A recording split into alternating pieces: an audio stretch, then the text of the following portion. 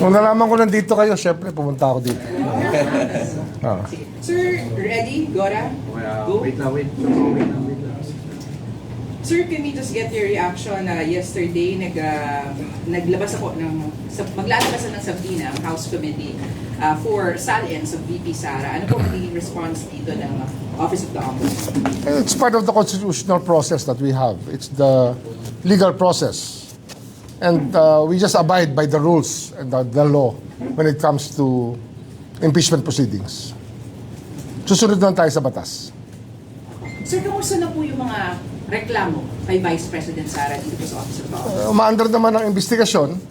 Kaya lang nga, may mga theory of law pa tayong pinag-aaralan kung merong immunity from suit o wala. Kasi alam ko, nagkaroon ng opinion dati ang Department of Justice ng immunity from suit sa isang sitting president lang. Sir, para po sa publiko, what does that mean, sir? Pwede i-demanda. Kung meron demanda, dapat pwedeng kasuhan at pwedeng panagutin kahit nakaupong vice president. Pero yung pinag-aaralan pa yan. Tinitingnan pa namin yung mga legal provisions na pwedeng maging mahalaga sa pagtingin sa tanong na yan. Opo. Sir, isa din po dun sa mga complaints or mga sulat na na-receive niyo po dito ay yung kay Ramil Madriaga. Siya po ay pumunin na rin po ng House of Representatives. Paano po mag-play out yung investigasyon ninyo with that of the House of Representatives kay Ramil Madriaga? Ano yan siyempre, ang trabaho lang namin, ipasa nga yung impormasyon na makukuha namin para sa impeachment.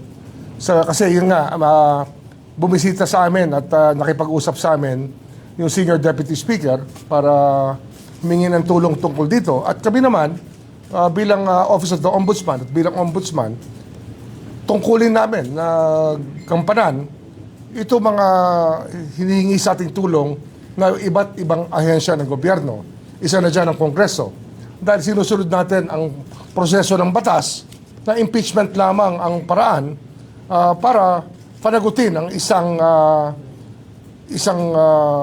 ranking official ng government. Meron diyan mga officers na sinasabi ng ating saligang batas na maaalis lamang through impeachment.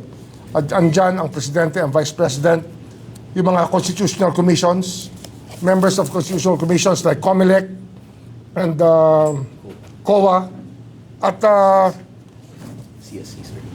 Civil Service. Pero ang human rights, iba ang human rights. Pwede maalis yan tsaka Office of the Ombudsman. Kami yung mga impeachable officers. Sir, paano po natin iniimbestigahan yung mga alegasyon po ngayon ni Ramil Madriaga? Hindi, meron naman fact-finding Meron naman yan nung pumasok dito, meron ng kumuha niyan, automatic yan. Hindi ko na kailangan pakialaman yung proseso niyan kasi umaandar talaga ang Ombudsman's Office nang hindi ko naman kailangan i-micromanage. Kaya umandar kagad yan.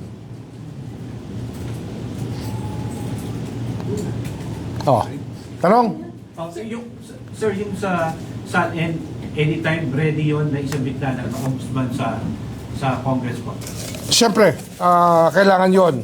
At yun nga, isa pa sa naging usapan namin sa Kongreso, yung kanilang pakikipag-isa sa amin ng Secretary General's Office na ibigay sa amin kagad yung mga SALN ng mga kongresista.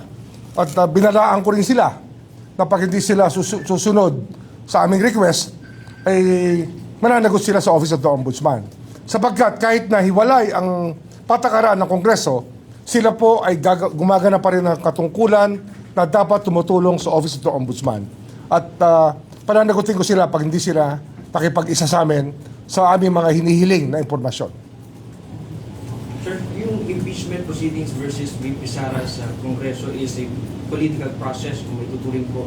What is the assurance of the public na yung mga kaso na kinakarap or reklamo na kinakarap ni Vice President Sara Duterte ay hindi mababahiran o may issue na politika dito sa Office of the Ombudsman? Ang trabaho kasi ng isang opisina katulad namin ay tingnan ng ebidensya. At hindi kami maaaring maghusga sa kahit kanino na walang ebidensya. Pinakamahalaga po sa lahat, kahit na sa impeachment proceedings, kahit political process yan, ebidensya pa rin ho ang pinagbabasihan ng lahat. Sir, kay Ramil Madriaga, gaano ka-vital si Madriaga for the Ombudsman at siguro sa impeachment dito kay VP Sara? May sariling due diligence at saka assessment na ba ang Ombudsman kay... Sa totoo lang, hindi ko ho pinakikialaman ang kaso ni Ramil Madriaga. Marami ho tayong tinitingnang kaso rito. At isa lang po siya sa mga libong tao na ating tinitingnan bilang marahil may pananagutan o kaya mayroong sasabihin. May isusuplong o kaya mananagot. Dalawa lang naman yan, di ba? Yung may susuplong, pakikinggan natin, yung mananagot, kakausapin natin, at bibigyan natin ng pagkakataon magpaliwanag. Kaya, yung tungkol kay Ramil Madriaga, sa akin, isa lang po siya sa marami ho nating iniimbestigahan dito at tinitingnan kung ano hong kanyang paaaring ibigay na impormasyon tungkol sa mga proseso ng gobyerno katulad ng impeachment. At ang trabaho po namin, kung meron kami nakikita na kailangang ilabas papunta po sa Kongreso, gagawin namin sapagkat yung nga yung sinadya nilang hilingin sa amin nung isang araw. Sir, yung pagsilip po sa mga bank account, isa po ito sa mga kapangyarihan din naman po ng Ombudsman.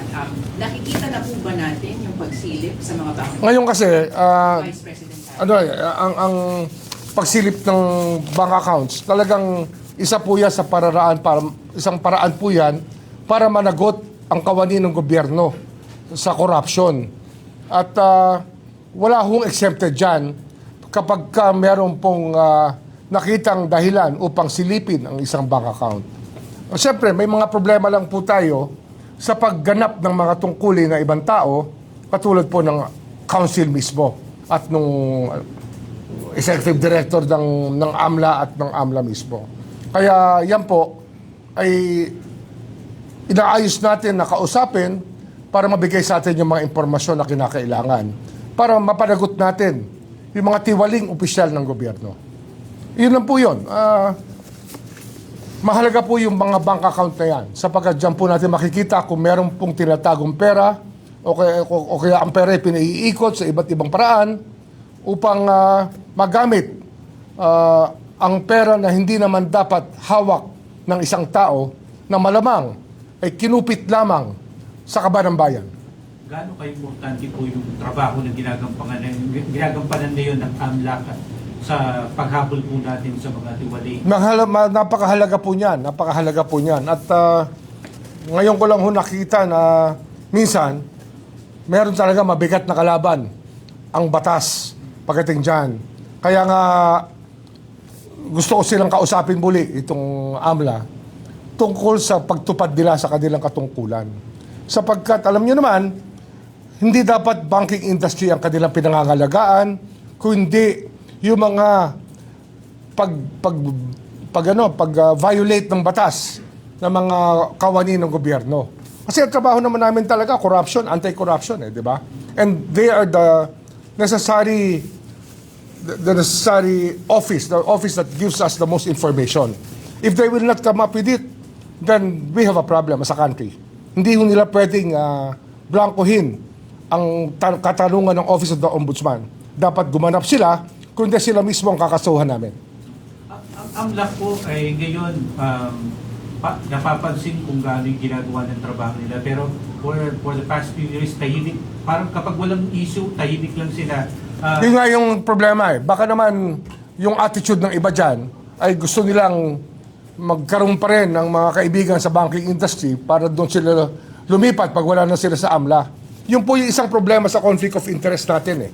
Kaya dapat bawal po yan. Huwag na silang magpa-empleyo sa mga bangko pagkatapos. Kasi nga, conflict of interest yan, di ba?